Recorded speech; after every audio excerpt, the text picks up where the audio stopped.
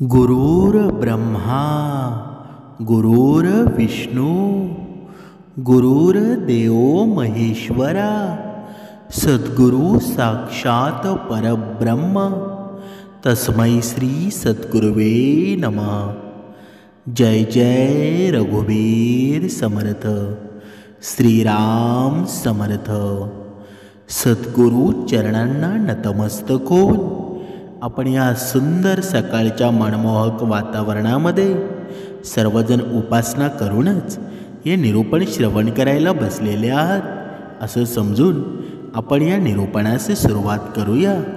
आज आपण या निरूपणामध्ये पाहणार आहोत की मनुष्याच्या जीवनामध्ये सर्वात मोठी भक्ती असेल ना तर ती कोणती आहे बरं? समर्थांनी सांगितलेलं आहे की मनुष्याच्या जीवनामध्ये सर्वात मोठी भक्ती असेल ना तर ती आईवडिलांची आहे, मातापित्याची आहे। पण मनुष्य हा मातापित्याची भक्ती करतो का? कधी त्यांचं पाया पडतो का? म्हणूनच समर्थांनी आज या निरूपणामध्ये सांगितलेलं आहे मनुष्याच्या जीवनामध्ये कधीकधी आयुष्यामध्ये खूप दुःख यातना सहन कराव्या लागतात। असं वाटतं की खरंच देव आहे की नाही इथपर्यंत शंका येतात। पण खऱ्या देवाला मात्र हा मनुष्य विसरून जातो।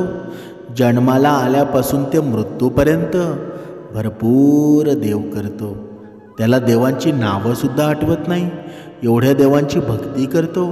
पण शेवटच्या क्षणी त्याच्या हातावर काय मिळतं बरं? काहीच नाही ना। पण समर्थांनी सांगितलेलं आहे ज्या दिवसापासून तुमचा जन्म झाला ना त्या दिवसापासून पहिले तुम्हाला गुरु भेटले। गुरु म्हणजे तुमचे आई वडील, ते देवापेक्षा काही कमी होते का? कधीच नव्हते। पण मनुष्याने बघा इथे समर्थांनी सुंदर सांगितलेलं आहे की मनुष्य आई वडिलांना विसरून भक्ती मार्गामध्ये येतो, पण त्याची भक्ती असते ना ती कधीच पूर्णत्वात जात नाही। अशी भक्ती न केलेली बरी असेल। कारण का? कारण ज्या घरामध्ये आई वडील आनंदी आहेत ना मग ते घर समृद्धीने पूर्णत्वास असतं, ते भक्ती मार्गाने सुद्धा समृद्ध असतं।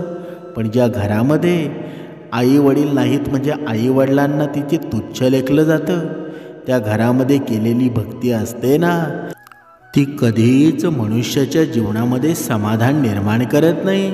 म्हणूनच समर्थांनी सांगितलेलं आहे आपल्या घरातील आई वडील आहेत ना तेच आपल्यासाठी खरे देव आहेत। म्हणून जेव्हा मनुष्याची परीक्षेची वेळ येते ना खरं तर विश्वास ठेवा, इथूनच सद्गुरु लीला सुरू होते, इथूनच सर्वात मोठा खेळ सुरू होतो। फक्त विश्वास तुटू देऊ नका। आई बाळाला हवेत फिरकावते ना, काही क्षण त्या हवेतही असतं पण ते हसत हसत, कारण त्याचा विश्वास असतो कोणी आहे जे आपल्याला पडू देणार नाही। तोच विश्वास तुमचा सद्गुरूंवर हवा, तुमच्या आईवडिलांवर हवा। कधी कधी वाटतं हे कसं होईल, हे शक्य आहे का? पण लक्षात ठेवा तुम्ही तुमच्या बुद्धीच्या कुतीवर हे शक्य आणि अशक्य ठरवता। पण या सद्गुरूंच्या या जगामध्ये अशक्य असं काहीच नाही। जेव्हा सद्गुरू तेच देत असतात जे तुमच्यासाठी योग्य असतं, तुमचा त्याच्यावर विश्वास असायला हवा। पण आपण मात्र आपल्या आईवडिलांवर विश्वास ठेवतो का? जेव्हा आपण छोटे असतो ना तेव्हा आपल्याला आईवडील हे देवच मानत असतात आणि आपणसुद्धा आईवडिलांना देवच मानतो ना। पण जेव्हा आपण चालायला लागतो ना तेव्हा आईवडिलांच्या सर्व गोष्टी आपल्याला खोट्या वाटायला लागतात। कारण का? कारण आपण 2 पुस्तकं शिकलो ना, बघा आपल्याला आपण थोडं कमवायला लागलो ना, आपल्या जीवनामध्ये कुठून हवा अशी निर्माण होते ना, लगेच आपण आपल्या आईवडिलांना तुच्छ लेखतो। पण समर्थांनी सांगितलेलं आहे ज्याचे आईवडील जिवंत असूनसुद्धा तो भक्ती मार्गामध्ये आहे पण त्याचे आईवडील त्याच्या घरामध्ये नसतील ना तर अशा भक्तीचा काहीच उपयोग नाही। ही भक्ती अधोगतीकडे नेत असते।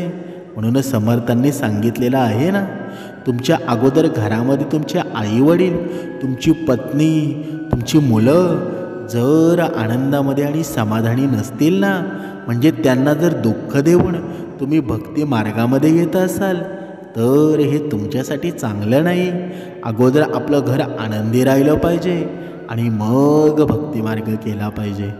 म्हणूनच समर्थांनी सांगितलेलं आहे ना, हे आई वडील असतात ना, आपले माता पिता असतात, ते आपल्या प्रत्येक मुलासाठी प्रत्येक मुलीसाठी एवढं मोलाचं कार्य करतात ना, की आपल्या मुलाला आयुष्यभर त्यांचे हे गुण आहेत ना, त्यांचे हे पुण्य आहेत ते कामी पडत असतात. बघा, आई वडील जेव्हा दान करतात ना, हे प्रत्येक पिढीला त्याचा फायदासुद्धा होत असतो.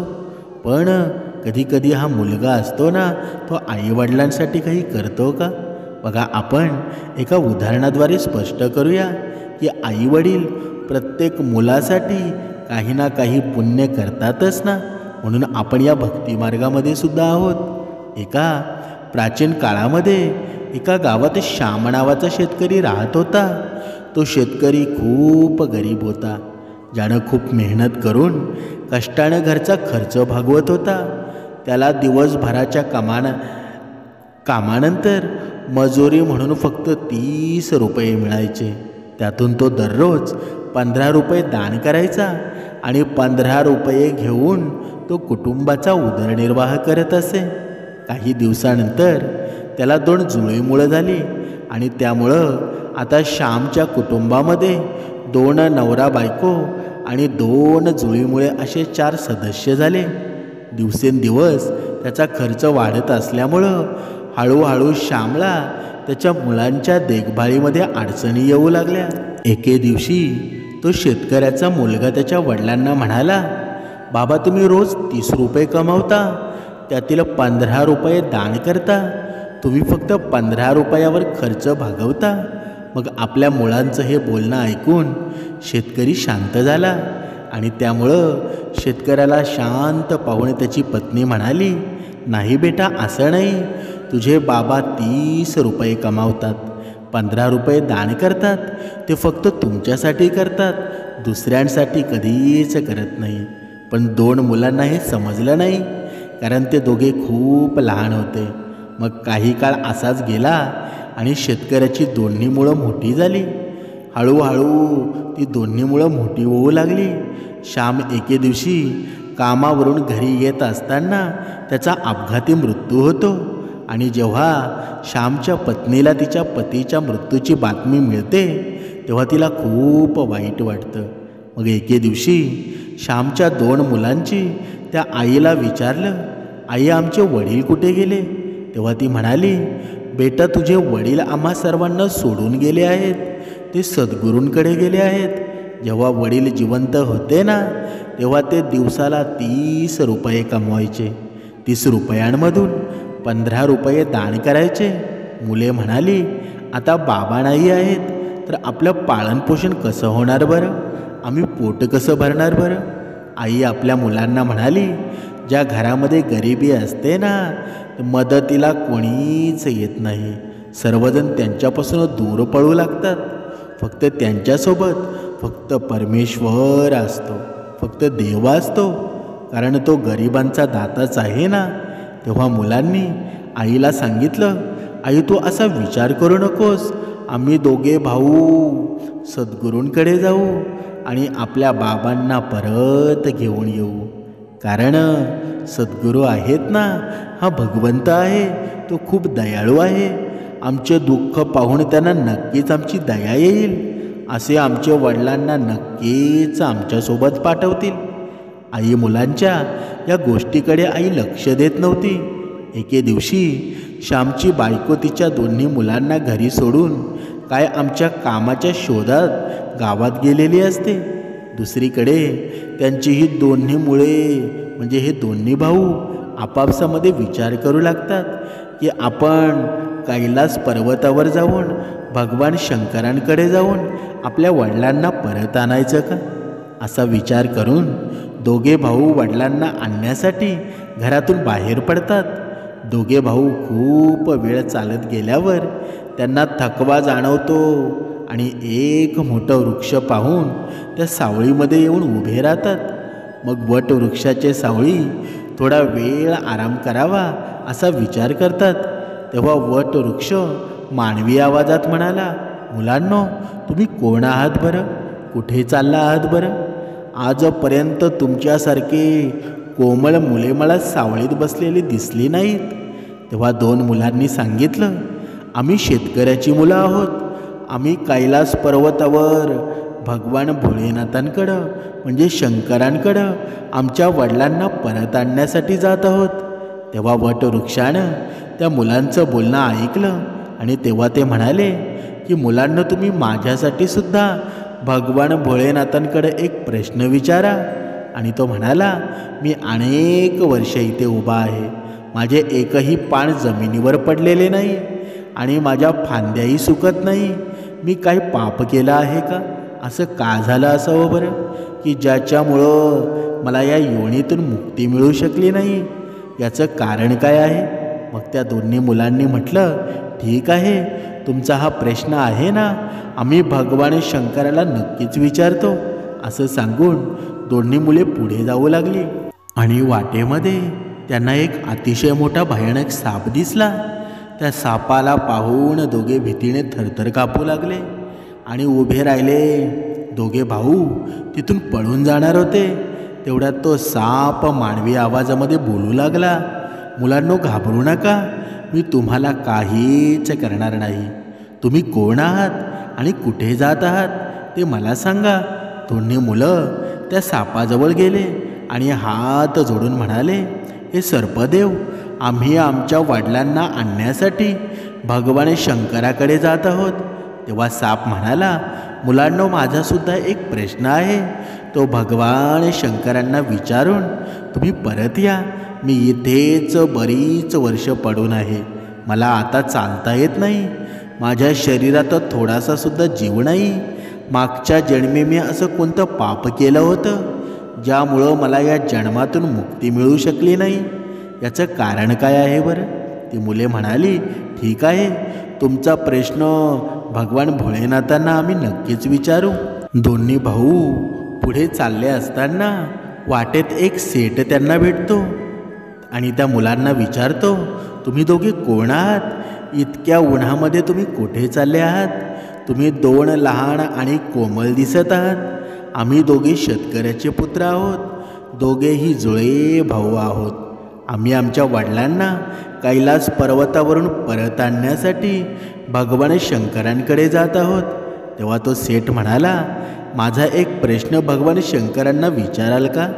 इथे येणाऱ्या प्रत्येक जणांची तहान भागवण्यासाठी मी अनेक वर्षापासून इथे विहीर खोदत आहे, पण त्यातून अजून पाणी निघालंच नाही. मी माझ्या मागील जन्मात असा कोणता गुन्हा केला आहे की या विहिरीला अजून पाणी लागलं नाही, ज्यासाठी मी विहीर खोदलेलं ते ठीक आहे? शेठजी, आम्ही तुमचा हा प्रश्न आहे ना, तो भगवान शंकरांना विचारून येतो. पुढे चालत असताना त्यांना एक वाहणारी नदी दिसते. मग हळूहळू 2 भाऊ नदीच्या काठी पोचतात आणि नदीतून एक मासा बाहेर येतो आणि तो त्यांच्याजवळ येतो आणि त्यांना म्हणू लागतो, अरे मुलांनो, तुम्ही कोण आहात बरं? तुम्ही दोघे बोटीशिवाय का जात आहात? मग ते म्हणाले, आमच्याकडे बोटीत बसायला पैसे नाहीत, कारण आमचे वडील रोज 30 रुपये कमवत होते. त्यातून ते रोज 15 रुपये दान करायचे. 15 रुपयांमधून आमचा उदरनिर्वाह करून कसे तरी आमचे घर सांभाळायचे. आता आमचे वडील घरी नाहीत, ते भगवान शंकरांकडे गेले आहेत. म्हणून आम्ही 2 भाऊ कैलास पर्वतावर भगवान शंकरांकडे आमच्या वडिलांना आणण्यासाठी जात आहोत. त्या मुलांचं म्हणणं ऐकून मासा त्या मुलांना म्हणाला, एक प्रश्न भगवान शिवाला विचारून या, कारण मी अनेक वर्षे या नदीत भटकत आहे. माझ्या 7 पिढ्या उलटून गेल्या आहेत, पण अजूनही याच नदीत राहत आहे. मी माझ्या पूर्वजन्मामध्ये असं कोणता अपराध केला होता ज्याच्यामुळं मला या जन्मातून मुक्ती मिळू शकली नाही? याचं कारण काय असेल बरं? तेव्हा ती मुले म्हणाली, ठीक आहे, आम्ही तुमचा प्रश्न आहे ना, भगवान शंकरांना नक्कीच विचारू. परत येताना नक्कीच कळवू. त्यानंतर चालत चालत दोघे भाऊ नदीच्या दुसऱ्या काठावर पोचतात. तेव्हा त्यांना एक मृत व्यक्ती पडलेली अवस्थेमध्ये दिसते. त्या दोन्ही मुलांना पाहून ती मृत व्यक्ती म्हणू लागल्या, मुलांना तुम्ही कोण आहात, कुठे चालले आहात? तेव्हा त्या मुलांचा आवाज ऐकला आणि सांगितलं, आम्ही शेतकऱ्याची मुलं आहोत, आम्ही जुळे भाऊ आहोत. दोघे भाऊ कैलास पर्वतावर शंकरांकडे जात आहोत. त्यांच्याकडून आम्ही आमच्या वडिलांना घेण्यासाठी जात आहोत. मग तो मृत व्यक्ती म्हणाला, तुम्ही भगवान शंकरांना माझासुद्धा एक प्रश्न विचारा. माझ्या शरीराने 1 वर्षापासून नदीच्या काठावर आहे. कधी कधी पाण्याची लाट आली ना की माझं शरीर नदीच्या आत जातं आणि नदीतून बाहेर पडल्यावर माझं शरीर परत काठावर येतं. शिवाय माझे हे शरीर वितलत नाही, सडत नाही. इतकी वर्ष त्रास मी भोगत आहे. मी माझ्या पूर्वजन्मामध्ये असं कोणतं पाप केलं होतं ज्यामुळं मला या देहातून मुक्ती मिळू शकली नाही? याचं कारण आहे ना? तेव्हा ती मुले म्हणाली, ठीक आहे, तुमचा हा प्रश्न भगवान शंकरांना विचारून आम्ही तुमच्याकडे परत येतो. मग तिथून चालत चालत ते दोघे भाऊ कैलास पर्वतावर म्हणजे भगवान शंकरांकडे पोचतात आणि हात जोडून दोन्ही भावांनी भगवान शंकरांना नमस्कार केला आणि म्हणू लागले, भगवान, माझे वडील कुठे आहेत बरं? जेव्हा माझे वडील घरी होते ना तेव्हा 30 रुपये कमवायचे, त्यातील 15 रुपये दान करायचे, 15 रुपये घेऊन आमचा सांभाळ करायचे. पण आता तो घरी नसताना आम्ही दोघे भाऊ, आमची आई उपाशी मरत आहेत. कृपया त्यांना आमच्यासोबत आमच्या घरी पाठवाल का? भगवान भोलेनाथ त्या दोन्ही मुलांचं म्हणणं ऐकतात आणि त्यांना म्हणाले, ठीक आहे, मी तुमच्या वडिलांना घरी पाठवतो. आधी तुम्ही दोघे भाऊ इथे बसा. भगवान शंकरांनी 2 मुलांना आपल्याजवळ बसवलं आणि त्यांना खाऊ घातल्यानंतर विचारलं की तुम्हाला आणखी काय हवं आहे बरं?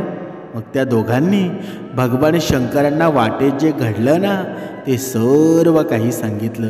त्यांना कोण कोण भेटलं होतं, काय काय म्हणाले, त्याबद्दल कोणते प्रश्न विचारले. तेव्हा शिव त्यांच्या सर्व प्रश्नांची उत्तरं देत म्हणाले, मुलांनो, जाताना तुम्ही दोघांना तुम्हाला जे कोणी भेटले ना त्या सर्वांची उत्तरं त्यांना सांगा. त्यानंतर भगवान शिव म्हणाले की आम्ही दोघेजण आता तुमच्या घरी जा. तुमची आई तुमची वाट पाहत असेल. तुमचे वडील तुमच्या घरीसुद्धा पोचतील. मग दोन्ही भाऊ भगवान शंकरांना नमस्कार करून परत आपल्या घरी जायला निघतात. वाटेत नदीच्या काठी पडलेला तो मृत व्यक्ती त्यांना दिसला. त्या 2 मुलांना पाहून तो माणूस म्हणाला, मुलांनो, माझा प्रश्न होता ना तो भगवान शंकरांना विचारला का? तेव्हा भगवान शंकरांनी काय सांगितलं बरं? तेव्हा शिव म्हणाले, तुम्ही पूर्वी मोठे विद्वान होता, पण तुमचे ज्ञान कुठेही सांगितलं नाही. आता जेव्हा तुमचा मृत्यू झाला ना तेव्हा तुमच्याकडे असलेलं ज्ञान आतल्या आतच तुमच्यामध्ये घुसमटत आहे. जोपर्यंत तुम्ही तुमचे ज्ञान कोणाला सांगत नाही ना तोपर्यंत तुमच्या आत्म्याला कधी शांती मिळणार नाही. तेव्हा मेलेला माणूस म्हणाला, मुलांनो, आता या परिस्थितीमध्ये माझ्याकडं ज्ञान घेण्यासाठी कोण येईल बरं? तुम्हीच माझ्याकडे असलेलं ज्ञान घ्या. आणि त्यानंतर मृत्यू बघा, त्या मृत व्यक्तीनं आपल्याजवळ असलेले सर्व ज्ञान त्या दोन्ही भावांना दिले आणि ज्ञान दिल्यानंतर आत्म्याला त्वरित मोक्ष प्राप्त झाला.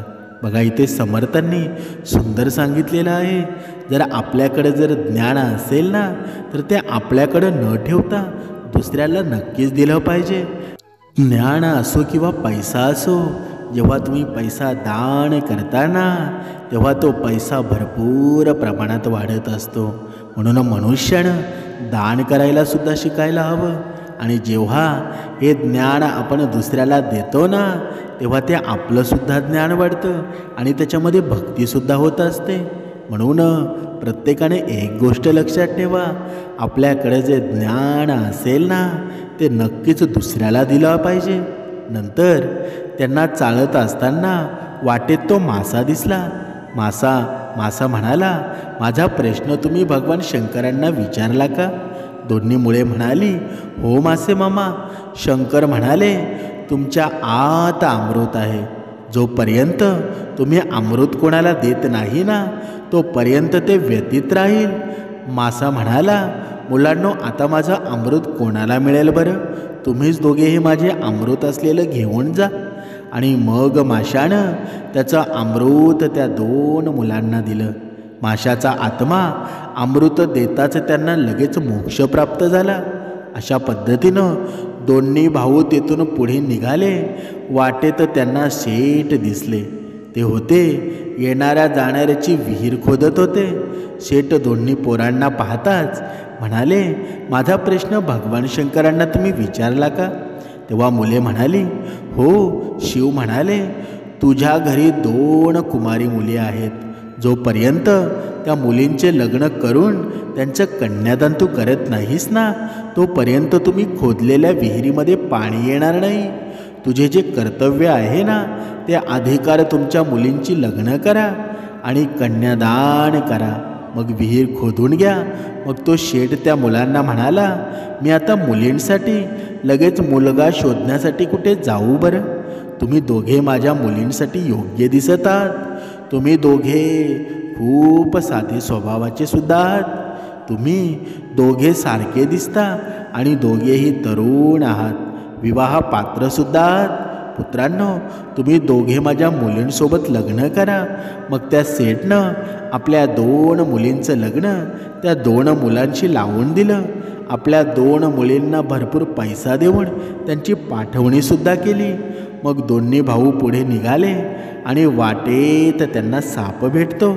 त्या दोघांना पाहून साप म्हणाला, मुलांनो, तुम्ही भगवान शंकरांना माझा प्रश्न विचारला होता का? मुले म्हणाली, भगवान शंकर म्हणाले, जोपर्यंत तुझ्याकडे असलेले सर्परत्न पृथ्वीवर दान करत नाही ना, तोपर्यंत तुझे शरीर असेच राहील. तेव्हा आपणाला मुलांनो, हे सर्परत्न कोणाला देऊ बरं? हे सर्परत्न तुम्हीच तुमच्याकडे ठेवा. अशा प्रकारे ते रत्न दोघांना देताच सापाच्या आत्म्याला म्हणजे त्या सापाला मोक्ष प्राप्त झाला. अशा प्रकारे दोन्ही भाऊ आपल्या पत्नींसह पुढे जाऊ लागले. वाटेत त्यांना प्रचंड मोठे वटवृक्ष दिसले, ज्या खाली ते 2 भाऊ आराम करत सावळीत बसलेले होते. मुलांना पाहून वटवृक्ष म्हणाला, तुम्ही माझा प्रश्न भगवान शंकरांना विचारला होता का? तेव्हा दोघांनी हो म्हटल्यावर भगवान शिव म्हणाले, तुमच्या मागील जन्माचं काम आहे ना, ते गुरुकुळामध्ये बदलण्यात तुम्ही लहान मुलांकडून काम करून घेतलं. त्यांना चांगलं शिक्षण देखील दिलं नाही. त्या मुलांच्या शापामुळं तुम्हाला मोक्ष मिळाला नाही. तुमच्याच भरलेले ज्ञान आहे ना, ते तरी द्या, त्यांना तुम्हाला मोक्ष मिळेल.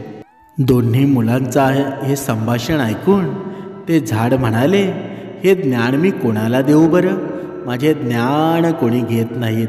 वटवृक्षानं आपल्याजवळ असलेले सर्व ज्ञान त्या दोन्ही भावांना देऊ केलं. त्यामुळे त्यांच्या आत्म्यालाही शांती मिळाली आणि त्या झाडाच्या बंधनातून मुक्तता झाली. मग दोन्ही भाऊ त्यांच्या पत्नीसह चालत चालत घरी पोचले. जेव्हा दोन्ही भाऊ त्यांच्या घरी पोचले ना, तेव्हा त्यांची आई त्यांना पाहून खुश झाली आणि म्हणू लागली, तुम्ही दोघे कुठे गेला होता? तुमच्यासोबत 2 मुली कोण आहेत बरं? तेव्हा दोन्ही भावांनी आईला त्यांच्यासोबत घडलेली सर्व घटना सांगितली. आता त्या 2 मुलांना समजलं होतं की आपले वडील परत येऊ शकत नाही. त्यांना मोक्ष मिळाला आहे आणि आपल्या वडिलांनी केलेल्या दानाचं फळ आहे ना, ते भगवान शंकरांनी आम्हा दोन्ही भावांना दिलं आहे. समर्थांनी सांगितलं आहे, या पूर्ण कथेचं सार काय आहे बरं? नक्की तात्पर्य काय? जेव्हा आपल्या आईवडील हयात असतात ना, या आपल्या घरामध्ये जिवंत अवस्थेमध्ये असतात, तेव्हा ते प्रत्येक मुलांनी त्यांना देवास्वरूप समजावं, कारण ते देवच आहेत ना. आणि जोपर्यंत आपल्या जीवनामध्ये आईवडील आहेत ना, तोपर्यंत परमेश्वराचा आशीर्वाद आहे ना, तो तुमच्यावर नितांत असतो. परमेश्वराची ऊर्जा असते ना, ती डबल स्वरूपामध्ये तुमच्यावर होत असते. म्हणूनच समर्थांनी सांगितलेलं आहे ना, आईवडिलांनी दिलेले आशीर्वाद, आईवडिलांचे पुण्य असतात ना, ते पिढ्यानपिढ्या मुलांवर होत असतात. पिढ्यानपिढ्या मुलांवर त्यांचा पूर्ण पगडा पडलेला असतो. म्हणूनच समर्थांनी सांगितलेलं आहे ना, आपल्या आईवडिलांची सेवा करा, आईवडिलांना कधीही दुखवू नका. कारण ज्यावेळी तुम्ही आईवडिलांना दुखवाल ना, तेव्हा तुम्ही केलेले आजपर्यंतचे जे पुण्य आहे ना, ते सर्व धुळीस मिळून जाईल. म्हणून या जगामध्ये जर सर्वश्रेष्ठ जर कोणी असेल ना, तर ते आपले मायबाप आहेत, आईवडील आहेत. त्यांची काळजी घ्या, त्यांच्या चेहऱ्यावर आनंद ठेवा. तुमच्या जीवनामध्ये कधीच काही कमी पडणार नाही. जय जय रघुवीर समर्थ.